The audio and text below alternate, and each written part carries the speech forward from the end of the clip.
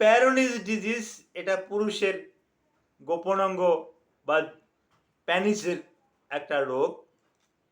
এটা জন্মের পর থেকেও হতে পারে, জন্মের গর্ভে থাকা অবস্থায়ও কিন্তু এটা হতে পারে, অথবা খেলাধুলা করার সময় প্যানিসে আঘাত লেগে ওখানে কিছু জায়গা থেতলে যেতে পারে, যার পরিপ্রেক্ষিতে প্যানিসটা এরকমের বাঁকিয়ে যেতে পারে।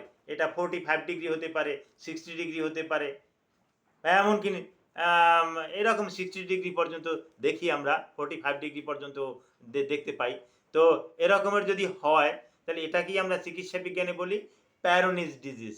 এই প্যারোনিজ ডিজিজটা হলে সে কিন্তু স্বাভাবিকভাবে কিন্তু যৌন মেলামেশা করতে পারে না, কারণ যৌনাঙ্গটা তার পেনিসটা কিন্তু বাঁকা। এটা সে কিভাবে ভ্যাজাইনার ভিতরে প্রবেশ করাবে? এটা কষ্টকর একটা ব্যাপার। Thank you all.